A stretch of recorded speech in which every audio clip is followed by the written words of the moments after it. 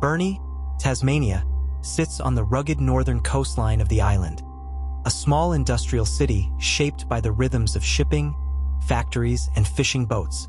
Life here moves at a slower pace than the big cities of mainland Australia, but beneath the surface is a place where opportunity can be scarce, where gossip spreads quickly, and where young lives often wrestle with the weight of expectation. It was here, in this close-knit environment, that 20-year-old Helen Munnings tried to balance her role as a young mother with the struggles of an unsettled future. Helen was well known in her community. Friends described her as bright, outspoken, and fiercely protective of her 2-year-old son, Donovan. Yet those close to her also knew she had been carrying heavier burdens. By July 2008, she was newly pregnant again, and the pregnancy itself became a focal point of tension, especially because of her relationship with Adam Taylor, the father of her first child. Their relationship had always been a source of friction, both within Helen's family and among those who observed it from the outside. Despite the turbulence, Helen still held on to the idea of carving out something better, a life where she could raise her children and find some sense of stability. On July 23, 2008, Helen's day began like so many others, but by its end, she would become the center of one of Tasmania's most enduring mysteries. That morning, she was at home with her mother, Helen Munnings, in Burnie. Helen told her she planned to go into town for a doctor's appointment, a routine outing, or so it seemed. She left home around midday, taking with her the weight of decisions she had been quietly struggling with, decisions about her pregnancy, about Adam, and about how she would navigate the coming months. Her mother never saw her again. Later that afternoon, Helen was seen in the company of Adam Taylor. Witnesses recalled the pair driving around together in Taylor's vehicle, a familiar but uneasy sight for those who knew their history. Whatever conversations took place inside that car remain unknown, but what is clear is that Helen spent her final hours alive with the man whose presence in her life had long been contentious. Burnie was small enough that being seen together raised eyebrows, but it wasn't unusual. The two had an undeniable connection, however fraught, and it was perhaps inevitable that they would cross paths that day. As evening approached, the timeline grows hazy. According to Taylor, at some point in the late afternoon he drove Helen toward the base highway, a major route running through Burnie and along the coast. He would later tell investigators that Helen asked him to let her out, saying she needed to clear her head. He claimed she wanted to walk, to be alone, and so he dropped her near Marine Terrace, close to the waterfront. Sometime between 5:30 and 6 p.m. Taylor insisted that after this, he drove away, leaving her there. It was a simple explanation, but one that raised more questions than it answered. The decision to let a young pregnant woman walk alone, at dusk, on a cold Tasmanian evening, struck many as unusual. Marine Terrace runs along Burnie's shoreline, a stretch where the ocean pounds against rocks and the highway funnels heavy traffic through the town. It is not a place people linger without reason, nor is it a safe or logical spot to be left on foot. Yet this was the last moment Helen was ever reportedly seen. Whether she continued walking, whether she encountered someone else, or whether something happened almost immediately after she stepped out of that vehicle remains a mystery.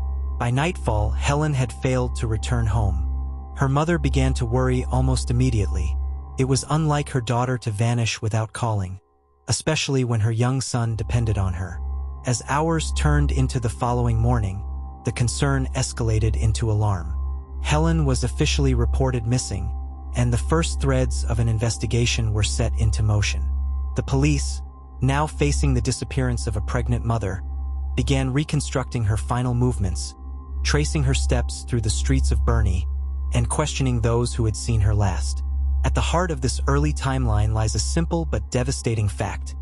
Helen's life ended, or was violently interrupted, somewhere between her mother's home and the stretch of road near the sea.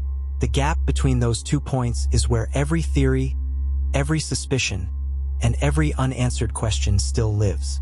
No one could know then, on that winter evening, that Helen's name would soon be tied to one of Tasmania's darkest cold cases, a mystery that would haunt the shoreline of Burnie for years to come.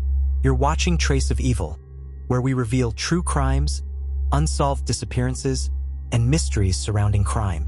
Like and subscribe to watch more episodes from our channel. Let's get back into the story of Helen Munnings. When a young mother vanishes in a city the size of Burnie, the absence is immediately visible. By the morning of July 24, 2008, police had already begun piecing together a timeline and mobilizing resources. The disappearance of Helen Munnings was not treated as a case of someone simply running off. Those who knew her emphasized that she had left behind her son, Donovan, something they believed Helen would never do willingly. The first priority was obvious: find any sign of her in or around Burnie. Police and volunteers began combing the streets, alleyways, and the stretches of coastline that framed the town. Search and rescue teams extended their sweep into the bushland that encircled Burnie, knowing that dense terrain and sudden drops into gullies could easily hide a body, alive or otherwise. Helicopters scanned from above, while boats patrolled the waters near the shoreline, their searchlights cutting through the gray Tasmanian winter. But the results were stark. There was nothing. No discarded belongings, no footprints leading into the bush, no evidence that Helen had walked far beyond where she was allegedly dropped off. The silence of the search was almost louder than any discovery could have been. For investigators, this created an immediate dilemma. A disappearance without evidence splits into two possibilities. Either the missing person left voluntarily and deliberately erased their own trail, or something far more sinister occurred, something designed to leave no trace. Helen's age, her responsibilities as a mother, and her reported state of mind did not align with the idea of voluntary disappearance. That possibility was not ruled out, but it was quickly sidelined. Attention then turned to the environment itself. Burnie's coastline is unforgiving. The Bass Strait crashes against rock faces with relentless force, and its currents are strong enough to drag a body far from where it entered. If Helen had chosen to end her life, the water could easily have claimed her without leaving a sign. Police divers explored sections of the harbor and nearby rivers, while patrol boats searched for any floating remains. Again, nothing surfaced. The lack of evidence made it harder, not easier, to consider suicide as the likely explanation. Back on land, investigators began reaching out to the community. Every potential witness was questioned. Shop owners, drivers who might have passed Marine Terrace, residents living along the Bass Highway. The hope was that someone might have noticed Helen walking, talking to someone, or entering a vehicle. Yet there were no reliable witnesses who placed her anywhere after her time with Adam Taylor. Beyond his account, she seemed to vanish into thin air. The absence of credible sightings created pressure. When the last person to see a missing woman is also someone with a fraught relationship history with her, suspicion inevitably sharpens. But even before the focus shifted to Taylor, investigators faced another challenge: Burnie itself. A town of around 20,000 people, its intimacy is both a blessing and a curse. Rumors spread quickly, and within days, theories about Helen's fate circulated on the streets. Some believed she had run away to escape her situation. Others insisted she had been harmed and hidden. The chatter created noise that often drowned out the faint signal of truth. The police response was methodical but yielded no results. Ground searches extended beyond Burnie into rural stretches along the northwest coast. Rivers feeding into the Bass Strait were checked, culverts and drainage lines examined. Every sweep ended in frustration. Without a body, without a personal item, investigators were left with nothing but absence. As days became weeks, the atmosphere in Burnie shifted. The search effort, so visible and determined at first, began to fade from the public eye. For the Munnings family, however, the silence was unbearable. Helen's mother, Carell, pleaded for answers, insisting her daughter would never abandon her child. Her grief became a fixture in media coverage, a reminder that this was not a case of a nameless statistic, but of a young woman torn from the fabric of a family. Investigators began to consider darker possibilities. Had Helen encountered foul play after being dropped off? Could someone have intercepted her along the highway? If so, why had no one seen anything in a town where strangers are quickly noticed? Or did the explanation lie closer to home, within the circle of people who already knew her movements that day? The search produced no body, no clothing, no phone, no trace of Helen at all. It was as though the town itself had swallowed her. That vacuum, an absence of answers, an absence of evidence, laid the foundation for the suspicion and controversy that would soon define the case.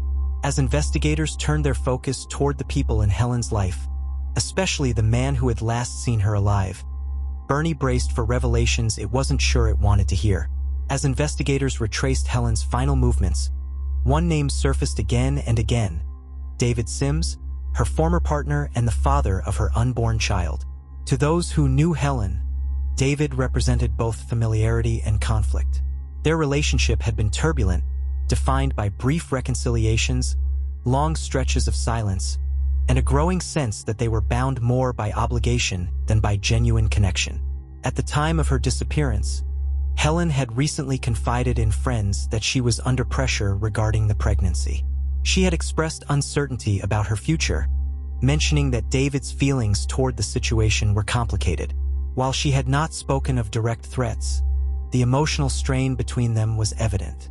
For investigators, this tension cast David as a person of significant interest. When questioned, David presented himself as cooperative, offering a version of events that appeared rehearsed yet consistent. He told police that he had seen Helen shortly before she vanished. According to him, they had argued about her pregnancy and what it meant for their future. He admitted their conversation grew heated, but insisted he had nothing to do with her disappearance. Detectives listened closely to his account, aware that proximity to the victim often places a partner under the sharpest scrutiny. His timeline was cross-checked with phone records, CCTV footage, and witness accounts. Some details aligned, yet gaps remained, short windows of time that could not be independently verified. It was in these unaccounted hours that suspicion took root. The public, too, began to focus on David. Media outlets hinted at his involvement, highlighting the fractured relationship, the financial and personal pressures he faced, and the fact that Helen's pregnancy bound them together whether he wanted it or not. But suspicion is not evidence, and despite intense questioning, police could not build a case strong enough to bring charges. Adding to the complexity was the absence of any physical trace of Helen. No body, no personal belongings abandoned in suspicious places, no signs of foul play in her home. Without tangible evidence, every theory remained just that, a theory. The uncertainty began to fracture Burnie itself. Some locals firmly believed David was responsible, pointing to his inconsistent behavior after Helen's disappearance. Others argued that the lack of concrete proof meant the community was unfairly condemning a man who may simply have been caught in tragic circumstances beyond his control. Meanwhile, investigators explored other avenues. Could Helen have left voluntarily, overwhelmed by the weight of her pregnancy and her future? If so, where would she have gone with no money, no transport, and no plan? The idea seemed unlikely, but in the absence of answers, no possibility could be fully dismissed. Pressure mounted on the police as weeks turned to months. The investigation became a balancing act, probing David's potential involvement while not allowing the public fixation on him to obscure other leads. Yet every road circled back to the same central figure, and the unspoken question lingered. If David did not know what happened to Helen, who else possibly could? The more investigators examined the case, the clearer one truth became: Helen's disappearance was not random. The timing, the circumstances, and the silence that followed all pointed to an act that was deliberate, calculated, and carried out by someone close to her.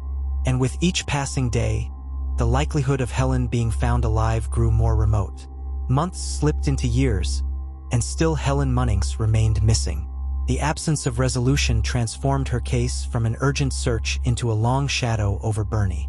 For her family, the pain was not only in losing her, but in losing the possibility of closure. Birthdays passed, anniversaries came and went, and her unborn child, never named, never given a chance, was mourned in silence. Police resources ebbed and flowed. Every few years, the case was reopened or revisited with fresh eyes.